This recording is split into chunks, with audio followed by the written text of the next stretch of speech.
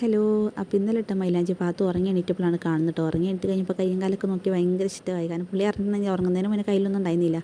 ഉറങ്ങി എണീറ്റ് കഴിഞ്ഞപ്പോൾ കയ്യിലൊക്കെ ഉണ്ടായിരുന്നു. അപ്പോൾ തിരിച്ചു മറിച്ചൊക്കെ നോക്കണം കേട്ടോ. ഉറക്കക്ഷീണമൊന്നും മാറിയിട്ടില്ലേ. അങ്ങനെ അതെല്ലാം കഴിഞ്ഞ് ഞാൻ ദേ കോഴിക്കുള്ള സബോളൊക്കെ അരിഞ്ഞുകൊണ്ടിരിക്കുകയാണ് കേട്ടോ. അപ്പോൾ ചായയുടെയൊക്കെ കഴിഞ്ഞിട്ടുണ്ടായിരുന്നു. എല്ലാം കൂടെ നമുക്ക് വീഡിയോയിൽ ഉൾപ്പെടുത്താൻ പറ്റത്തില്ലല്ലോ. അതുകൊണ്ട് കുറച്ചൊക്കെ ഞാൻ എടുത്തിട്ടുണ്ട് കേട്ടോ. ആദ്യം തേങ്ങാച്ചാറാണ് കേട്ടോ പ്ലാൻ ചെയ്തിട്ടുണ്ടായിരുന്നു. പിന്നെ അതെല്ലാം മാറ്റി ബിരിയാണിയിലോട്ട് മാറിയിട്ടുണ്ട്.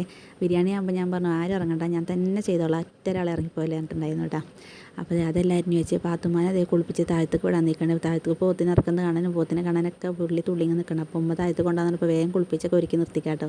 പിന്നെ ഈ ഡ്രസ്സ് എങ്ങനെ ഉണ്ടെന്ന് പറയണേ, ഞാനൊരു ഷാളും വെച്ച് തയ്ച്ചാണ് കേട്ടോ. സറാറ പോലെ നല്ല രസമുണ്ട്, എനിക്ക് ഭയങ്കര ഇഷ്ടമായിട്ടോ. അത് തയ്പ്പിച്ചിട്ട് ഇപ്പോഴാണ് ഇടാൻ പറ്റിയിട്ടുണ്ടായിരുന്നത്. ഇത് 2 ദിവസം എടുത്തിട്ട് തയ്ച്ചെടുക്കാനായിട്ട്. ഒരു ദിവസം ഞാൻ പാൻറ്റും പിന്നെ ഒരു ദിവസം ഞാൻ വീട്ടിൽ പോകുന്നതിൻ്റെ അന്നാണ് അതിൻ്റെ ബ്ലൗസൊക്കെ ഞാൻ തയ്ച്ചിട്ടുണ്ടായിരുന്നത്. നല്ല രസമാണ് ഇട്ടിട്ട് കാണാം കേട്ടോ. അപ്പോൾ ഞാൻ അപ്പോഴേക്കും തയ്ക്ക വെള്ളമൊക്കെ വെച്ചിട്ടുണ്ടായിരുന്നു ചോറിനുള്ളത്.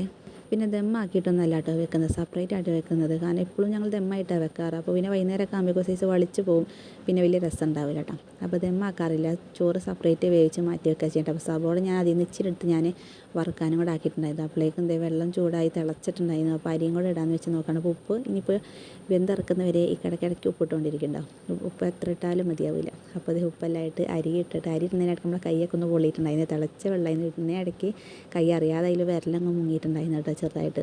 പിന്നെ ഞാൻ എന്ത് ഇപ്പോൾ അതൊക്കെ വോയിസ് ഓവർ കൊടുക്കുന്നത് വെച്ചാൽ ഇവിടെ 2 ആൾ നല്ല ഉറക്കമാണ് കേട്ടോ. പുറത്തിറങ്ങി വോയിസ് ഓവർ കൊടുക്കാന്ന് വെച്ചാൽ കാക്കകളും ചീവിടൊന്നും സമ്മതിക്കണില്ല. അതുകൊണ്ട് ഞാൻ പതുക്കെ ഒളിത്തിലാട്ടോ വോയിസ് ഓവർ കൊടുക്കുന്നത്. അപ്പോൾ അരി ഇട്ട് കഴിഞ്ഞപ്പോൾ സബോളയും കൂടെ പൊരിച്ച് കഴിഞ്ഞ് ഇനിയുള്ള പരിപാടി എന്താ വെച്ചാൽ നമുക്ക് വേഗം ചിക്കനെല്ലാം ശരിയാക്കണം. സബോള വേഗം വാട്ടാൻ വെക്കാണ് കേട്ടോ.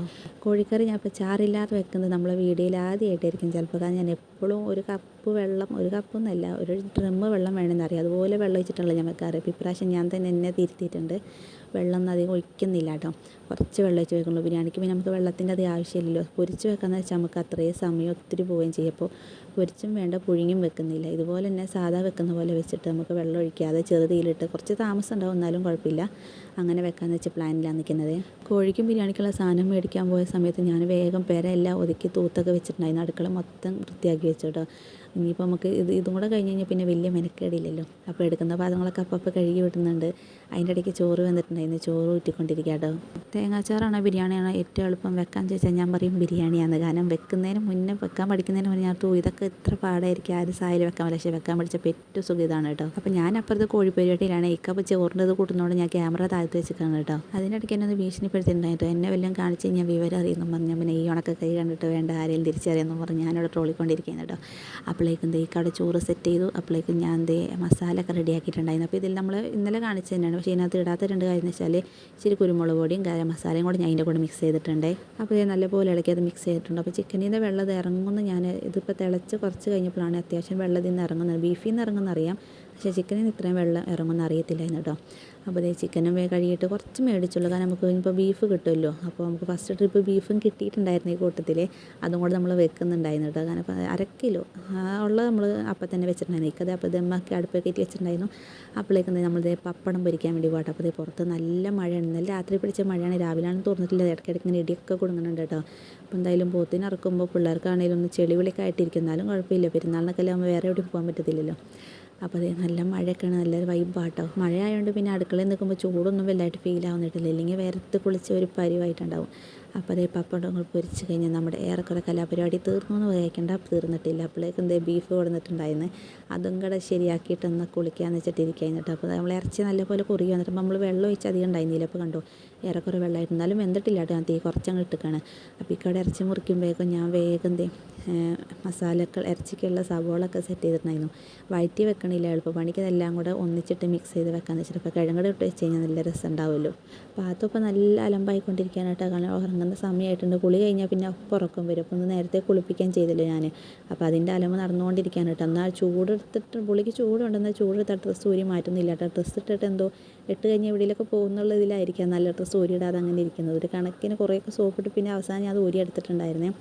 അപ്പോൾ ഇതെല്ലാം കൂടെ ഞാനിവിടെ കൂട്ടി വെച്ചിട്ടുണ്ട്. അപ്പോഴേക്ക് ഇറച്ചിയൊക്കെ കഴുകി തന്നു. അതും കൂടെ ഇട്ട് 1/2 കിലോ കേട്ടോ, കുറച്ച് കിട്ടിയുള്ളൂ. ഫസ്റ്റ് ട്രിപ്പ് നമുക്ക് ഇറച്ചി കിട്ടിയാണേ. ഇനി വൈകുന്നേരത്തിന് വെക്കണ്ടല്ലോ. ഇപ്പോൾ ഈ കൂട്ടത്തിൽ അങ്ങ് വെച്ച് കഴിഞ്ഞാൽ പിന്നെ ആ ഒരു പണി തീരില്ല. അപ്പോൾ ഇറച്ചിക്കുള്ള മസാലയും കൂട്ടി വെച്ച് ഞാൻ ഇറച്ചിയിലും വെള്ളം അങ്ങനെ ഒഴിച്ചിട്ടുണ്ടായിരുന്നില്ല കേട്ടോ. തീരെ വെച്ചിട്ടില്ല എന്ന് പറയാൻ പറ്റില്ല. എനിക്ക് സമാധാനം ഇല്ലാത്തതുകൊണ്ട് ഞാൻ 1/2 ഗ്ലാസ് വെള്ളം ഞാൻ വെച്ചിട്ടുണ്ട്. അടി പിടിക്കുമെന്നുള്ള പേടിക്കാൻ കേട്ടോ. എന്നാലും എൻ്റെ സമയത്തിന് ഞാൻ കുറച്ച് വെള്ളം ഞാൻ വെച്ചിട്ടുണ്ട്. അപ്പോൾ നല്ലപോലെ തിരുമ്മി അങ്ങോട്ട് മിക്സ് ചെയ്തിട്ടുണ്ട്. കാരണം ഇങ്ങനെ കുഴക്കുമ്പോൾ എനിക്ക് വെള്ളം ഒഴിക്കാതെ വെക്കാൻ പറ്റാണ്ട് ഞാൻ അര ഗ്ലാസ് എന്ന് പറയാനില്ല, എന്നാലും ഇച്ചിരി വെള്ളമൊക്കെ ഒഴിച്ച് അതൊന്ന് സെറ്റാക്കിയിട്ടുണ്ട്. ഇനി കുക്കറിൽ കയറ്റി വെച്ചിട്ടുണ്ട് കേട്ടോ. അപ്പോൾ അത് അവിടെ കിടന്നാവും. ചിക്കൻ ഞാൻ നിർത്തിയിട്ടുണ്ടായിരുന്നില്ല, ഞാൻ അതിൻ്റെ വേവും കൂടെ ഒന്ന് നോക്കിയിട്ട് നിർത്താമെന്ന് വെച്ചിട്ട്. അത് അത്യാവശ്യം തീ കുറച്ചാണ് ഇട്ടേക്കുന്നത്, പിന്നെ വെള്ളം അധികം ഒഴിച്ചിട്ടില്ല. അപ്പോൾ അടിയിൽ ഇടയ്ക്കിടയ്ക്ക് ഇങ്ങനെ പിടിക്കുന്നുണ്ട്, അപ്പോൾ ഇടയ്ക്കിടയ്ക്ക് ഇങ്ങനെ ഇടയ്ക്കിടയ്ക്ക് കൊടുക്കണുണ്ടോ. അപ്പോൾ ഇപ്പോൾ ഇത് ഏറെക്കുറെ വെന്തിട്ടുണ്ട് കേട്ടോ. നല്ല രസമുണ്ടായി, നല്ല ഗ്രേവിയാണ്. ഞാൻ ആദ്യമായിട്ടാണ് ഇങ്ങനെ വെക്കുന്നത്. അപ്പോൾ അതെല്ലാം കുളിയൊക്കെ കഴിഞ്ഞിട്ട് നമ്മൾ സുന്ദരിയായിട്ട് വന്നിരിക്കുന്നുണ്ട്. അപ്പോൾ നിങ്ങളൊക്കെ വേറെ ആരില്ലെങ്കിൽ അങ്ങനെ ഒരു പേര് വിളിച്ചാൽ മതി, നിങ്ങൾ എന്നെ പറയാണ്ട് എന്നെ ഞാൻ തന്നെ പുകഴ്ത്തിക്കോളാം. അപ്പോൾ കണ്ണാടിയിൽ നിന്ന് കുറച്ച് ഷോ ഒക്കെ കാണിച്ച് കഴിഞ്ഞിട്ട് പിന്നെ അടുത്ത പരിപാടി മുണങ്ങാൻ വേണ്ടി പോകാം കേട്ടോ. ചോറൊക്കെ എടുക്കുന്ന സെറ്റപ്പിൽ കാണിക്കുന്നത്. അപ്പോൾ ഈ നിനക്കുള്ള ചോറ് ഞാൻ വിളമ്പി തരാമെന്ന് പറഞ്ഞു. എന്നാൽ പിന്നെ ആയിക്കോട്ടെ നിർത്താതെ ഞാൻ കുറച്ച് നേരം ക്യാമറയിൽ കണ്ണാടിയിലൊക്കെ നോക്കിയിരുന്ന് അങ്ങോട്ടും ഇങ്ങോട്ടൊക്കെ ഒന്ന് നടന്നത്. അപ്പോൾ ചോറ്, സലാഡും ചിക്കൻ കറിയും അച്ചാറും പപ്പടവും, ഇനി എന്ത് വേണം.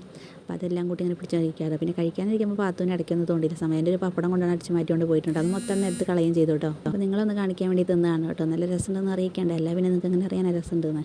അപ്പോൾ അടിപൊളിയായിട്ടുണ്ട്, നല്ല രസമുണ്ട് കേട്ടോ. നല്ല മാങ്ങച്ചാറും സൂപ്പറായിട്ട് നല്ല സലാഡൊക്കെ ഉണ്ട്. അപ്പോൾ ബീഫ് ഞാൻ എടുത്തിട്ടുണ്ടായിരുന്നില്ലേ, കോഴിക്കറിയിലുകൊണ്ട് ഞാൻ ബീഫ് എടുത്തിട്ടുണ്ടായിരുന്നില്ല.